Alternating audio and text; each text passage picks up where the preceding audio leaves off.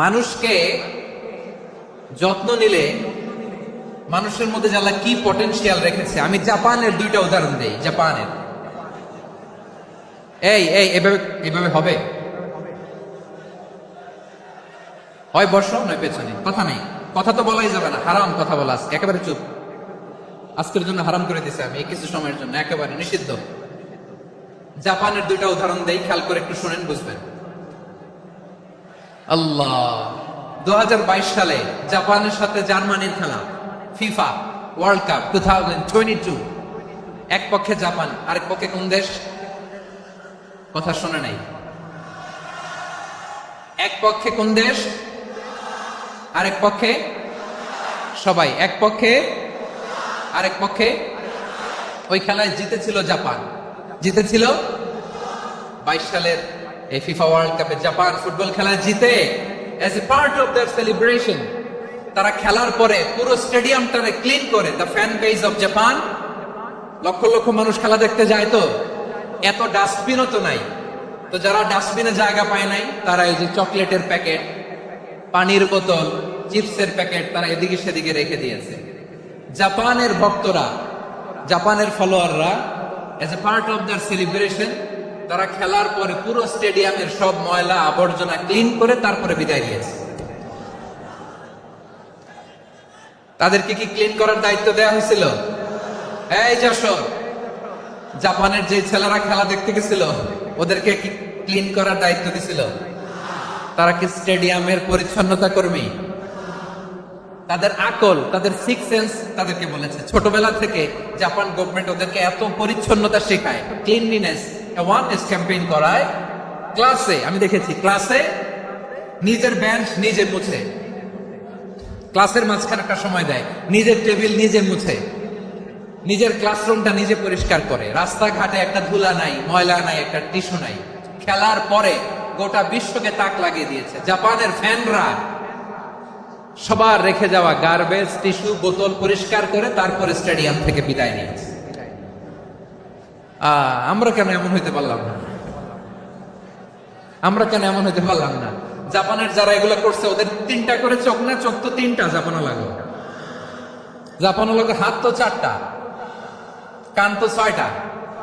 হ্যাঁ, নাকি আমার মতো 2 হাত 2 কানালা মানুষ? চোখে দেখলে এটা মানুষ না। চিন্তা করছেন? তার মানে জাপানিজদেরকে যে গ্রুমিং করে শিখানোর মাধ্যমে পরিচ্ছন্ন বানানো গেছে। ওরা যেমনি মানুষ, আমরাও মানুষ। আমাদের সন্তানদেরকে শেখালে তারাও পারবে, পারবে কিনা? 2 নম্বর উদাহরণ বলি।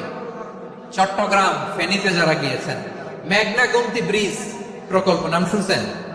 মেঘনা একটা ব্রিজ পার হওয়া লাগে। এই মেঘনা গোমতী, এখানে 3টা ব্রিজ, কাশপুর সহ এই 3টা ব্রিজের নির্মাণ কাজ, রেনোভেশনের কাজ দেয়া হয়েছিল জাপানের একটা কোম্পানিকে। কাকে? জাপানের কোম্পানি। নির্মাণ শেষে 738 কোটি টাকা বেঁচে গেছিল, এটা গভর্নমেন্টের হাতে দিয়ে তারা বিদায় নিয়েছে। কত টাকা? 738 কোটি টাকা।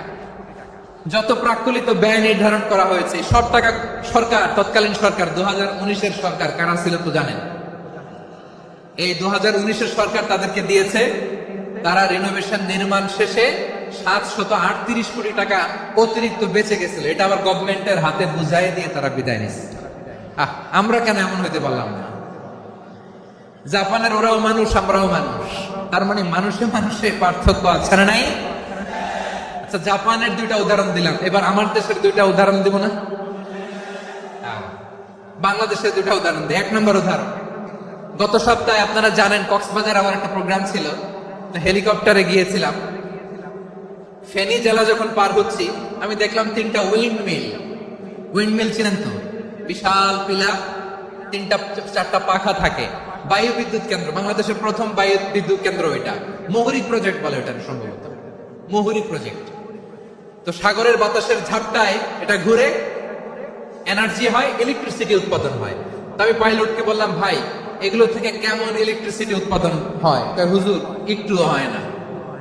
কিছুই হয় না। কিছুই হয় না মানে? বলে হুজুর বাংলাদেশে যত উইন্ডমিল আছে এটার পাখা একটাও ঘুরে না। আল্লাহ, বলেন কি? তাহলে এই যে কোটি কোটি টাকা ব্যয় করে যে উইন্ডমিল, হুজুর ভিতরে ফিটফাট, উপরে ফিটফাট, ভিতরে সদরঘাট। তার মানে কোটি কোটি টাকা দিয়ে এই উইন্ড মিল বানায়, এখানে কিছু নাই। দুর্নীতির আড্ডাখানা, আখড়াখানা বাংলাদেশ, ঠিক কিনা বলেন? আয়রে, জাপানিজরাও মানুষ, আমরাও মানুষ।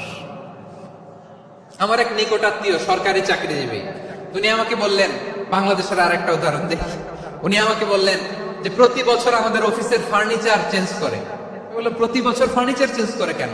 বলে যে ফার্নিচার নতুন পারচেজ করলেই তো এখানে টাকা, নতুন কিনতে পারলেই টাকা, নতুন উন্নয়নের সবক শোনাতে পারলেই টাকা।